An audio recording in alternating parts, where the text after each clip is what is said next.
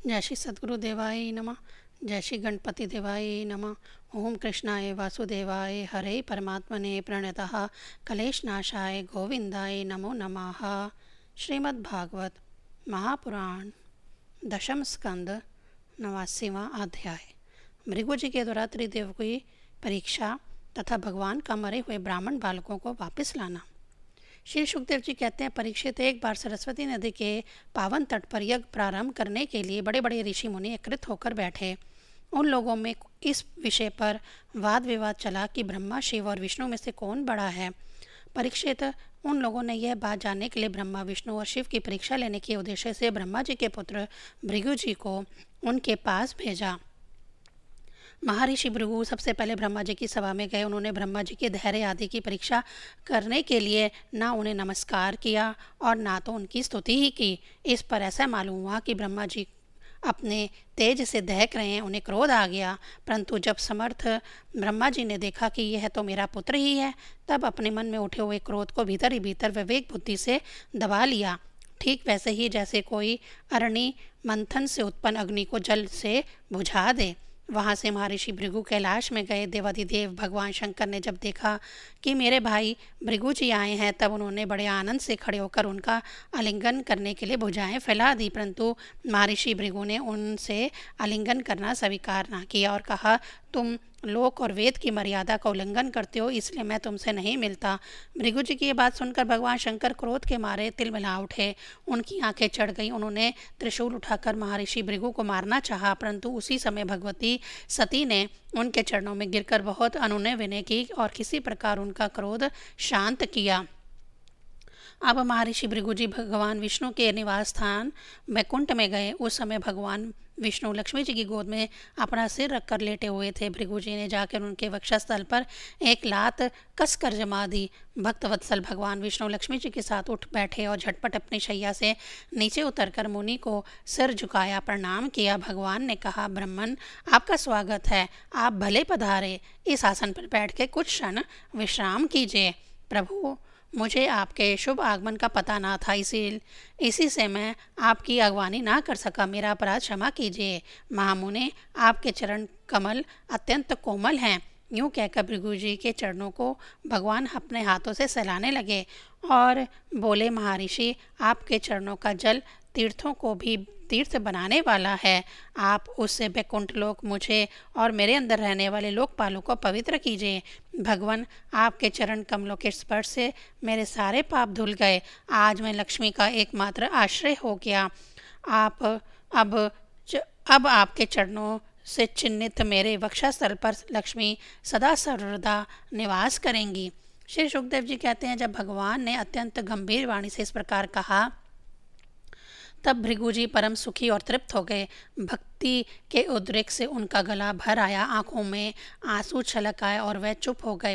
परीक्षित, भृगु जी वहाँ से लौटकर ब्रह्मवादी मुनियों के सत्संग में आए और उन्हें ब्रह्मा, शिव और विष्णु भगवान के यहाँ जो कुछ अनुभव हुआ था वह सब कह सुनाया। भृगु जी का अनुभव सुनकर सभी ऋषि मुनियों को बड़ा विस्मय हुआ। उनका संदेह दूर हो गया। तब से वह भगवान विष्णु को ही सर्वश्रेष्ठ मानने लगे, क्योंकि वे ही शांति और अभय के उद्गम स्थान हैं। भगवान विष्णु से ही साक्षात धर्म, ज्ञान, वैराग्य, 8 प्रकार के ऐश्वर्य और चित्त को शुद्ध करने वाला यश प्राप्त होता है। शांत, समचित, अकंचन और सबको अभय देने वाले साधु मुनियों की वे ही एकमात्र परम गति हैं, ऐसा सारे शास्त्र कहते हैं। उनकी प्रिय मूर्ति है सत्व और इष्ट देव हैं ब्राह्मण। निष्काम, शांत और निपुण बुद्धि विवेक संपन्न पुरुष उनका भजन करते हैं। भगवान की गुणमय माया ने राक्षस, असुर और देवता, उनकी ये 3 मूर्तियां बना दी हैं। इनमें सत्वमय देव मूर्ति ही उनकी प्राप्ति का स्थान है। वह स्वयं ही समस्त पुरुषार्थ स्वरूप हैं। श्री सुखदेव जी कहते हैं, परीक्षित, सरस्वती तट के ऋषियों ने अपने लिए नहीं, मनुष्यों का संशय मिटाने के लिए ही ऐसी युक्ति रची थी। पुरुषोत्तम भगवान के चरण कमलों की सेवा करके उन्होंने उनका परम पद प्राप्त किया। सूत जी कहते हैं, शौनक आदि ऋषियों भगवान पुरुषोत्तम की यह कामनीय कीर्ति कथा जन्म मृत्यु रूप संसार के भय को मिटाने वाली है। यह व्यास नंदन भगवान श्री सुखदेव जी के मुखारविंद से निकली हुई सुरभिमयी मधुमयी सुधा धारा है। इस संसार के लंबे पथ का जो बटोही अपने कानों के दोनों से इसका निरंतर पान करता रहता है, उसकी सारी थकावट जो जगत में इधर उधर भटकने से होती है दूर हो जाती है। श्री सुखदेव जी कहते हैं, परीक्षित, एक दिन की बात है, द्वारकापुरी में किसी ब्राह्मणी के गर्भ से एक पुत्र पैदा हुआ, परंतु वह उसी समय पृथ्वी का स्पर्श होते ही मर गया। ब्राह्मण अपने बालक का मृत शरीर लेकर राजमहल के द्वार पर गया और वहां उसे रखकर अत्यंत आतुरता और दुखी मन से विलाप करता हुआ यह कहने लगा, इसमें संदेह नहीं कि ब्राह्मण द्रोही, धूर्त, कृपण और विषयी राजा के कर्म दोष से ही मेरे बालक की मृत्यु हुई है। जो राजा हिंसा, प्रयाण, दुःशील और अजितेंद्रिय होता है, उसे राजा मानकर सेवा करने वाली प्रजा दरिद्र होकर दुख पर दुख भोगती रहती है और उसके सामने संकट पर संकट आते रहते हैं। परीक्षित, इसी प्रकार अपने दूसरे और तीसरे बालक के भी पैदा होते ही मर जाने पर वह ब्राह्मण लड़के की लाश राजमहल के दरवाजे पर डाल गया और वही बात कह गया। नवे बालक के मरने पर भी जब वह वहां आया, तब उस समय भगवान श्री कृष्ण के पास अर्जुन भी बैठे हुए थे। उन्होंने ब्राह्मण की बात सुनकर उससे कहा, ब्राह्मण, आपके निवास स्थान द्वारका में कोई धनुषधारी क्षत्रिय नहीं है क्या? मालूम होता है कि ये यदुवंशी ब्राह्मण है और प्रजा पालन का परित्याग करके किसी यज्ञ में बैठे हुए हैं। जिनके राज्य में धन, स्त्री अथवा पुत्रों से युक्त होकर ब्राह्मण दुखी होते हैं, वे क्षत्रिय नहीं हैं। क्षत्रिय के वेश में पेट पालने वाले नट्ट हैं, उनका जीवन व्यर्थ है। भगवान, मैं समझता हूँ कि आप स्त्री पुरुष अपने पुत्रों की मृत्यु से दीन हो रहे हैं। मैं आपकी संतान की रक्षा करूंगा। यदि मैं आपकी प्रतिज्ञा पूरी ना कर सका तो आग में कूदकर जल मरूंगा और इस प्रकार मेरे पाप का प्रायश्चित हो जाएगा।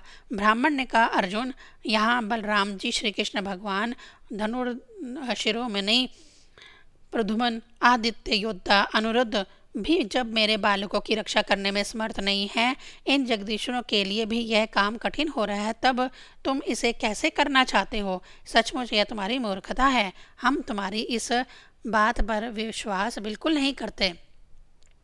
अर्जुन ने कहा, ब्राह्मण, मैं बलराम, श्री कृष्ण अथवा प्रद्युम्न नहीं हूँ, मैं हूँ अर्जुन, जिसका गांडीव नामक धनुष विश्वविख्यात है। ब्राह्मण देवता, आप मेरे बल पौरुष का तिरस्कार मत कीजिए। आप जानते नहीं मैं अपने पराक्रम से भगवान शंकर को संतुष्ट कर चुका हूँ। भगवान, मैं आपसे अधिक क्या कहूँ? मैं युद्ध में साक्षात मृत्यु को भी जीतकर आपकी संतान ला दूंगा।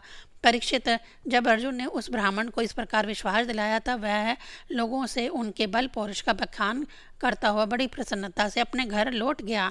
प्रसव का समय निकट आने पर ब्राह्मण आतुर होकर अर्जुन के पास आया और कहने लगा, इस बार तुम मेरे बच्चे को मृत्यु से बचा लो। यह सुनकर अर्जुन ने शुद्ध जल से आचमन किया और भगवान शंकर को नमस्कार किया। फिर दिव्य अस्त्रों का सिमरन किया और गांडीव धनुष पर डोरी चढ़ाकर उसे हाथ में ले लिया। अर्जुन ने बाणों को अनेक प्रकार के अस्त्र मंत्रों से अभिमंत्रित करके प्रसव ग्रह को चारों ओर से घेर दिया। इस प्रकार उन्होंने सुतक्या ग्रह के ऊपर नीचे अगल बगल बाणों का एक पिंजड़ा सा बना दिया। इसके बाद ब्राह्मणी के गर्भ से एक शिशु पैदा हुआ जो बार बार रो रहा था, परंतु देखते ही देखते वह सशरीर आकाश में अंतर्ध्यान हो गया।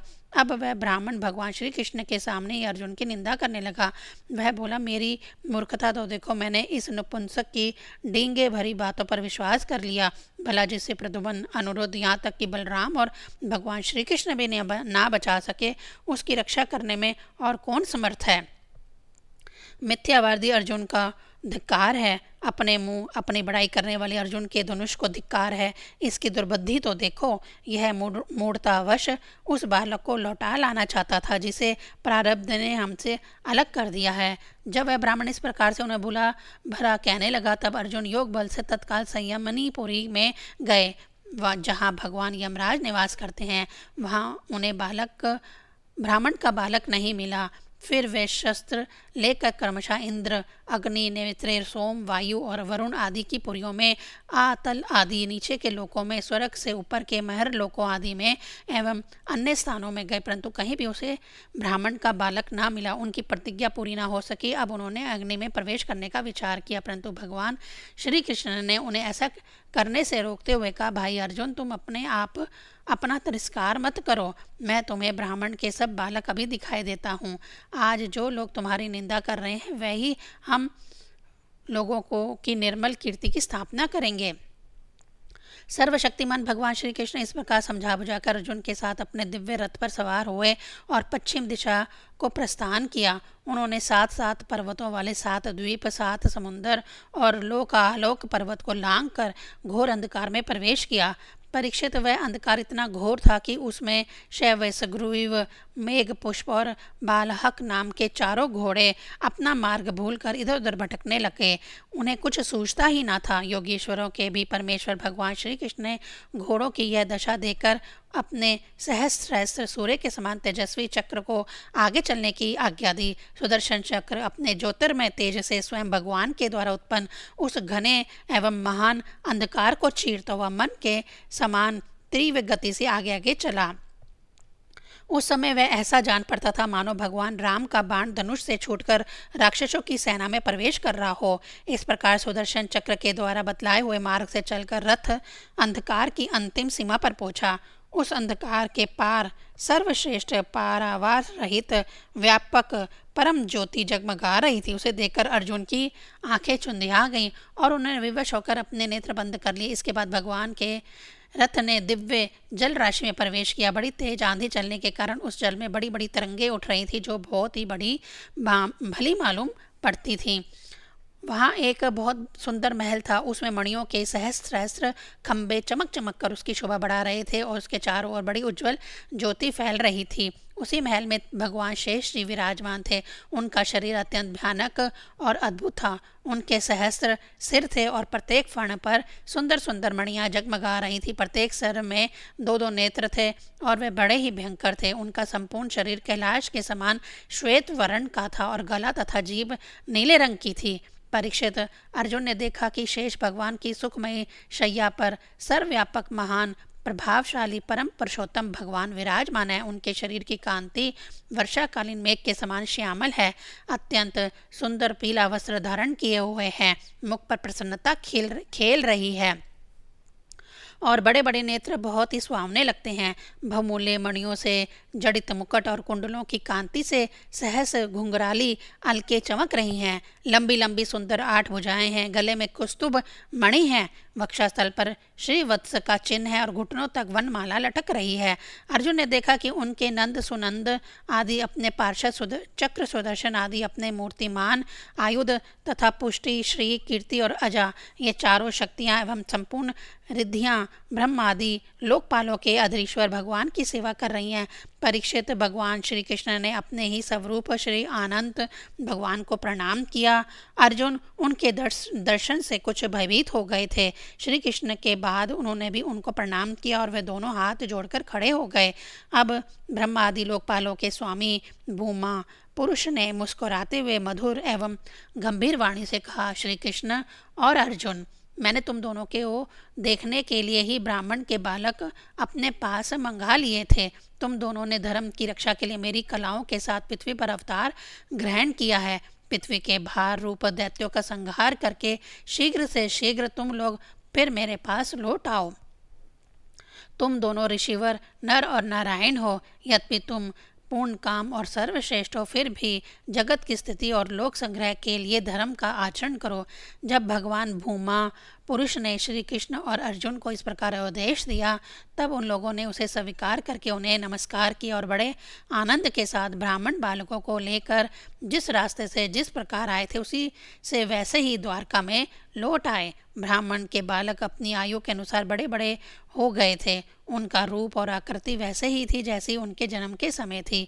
उन्हें भगवान श्री कृष्ण और अर्जुन ने उनके पिता को सौंप दिया। भगवान विष्णु के उस परम धाम को देखकर अर्जुन के आश्चर्य की सीमा न रही। उन्होंने ऐसा अनुभव किया कि जीवों में जो कुछ बल पौरुष है वह सब भगवान श्री कृष्ण की ही कृपा का फल है। परीक्षित, भगवान ने और भी ऐसी अनेक ऐश्वर्य और वीरता से परिपूर्ण लीलाएं की।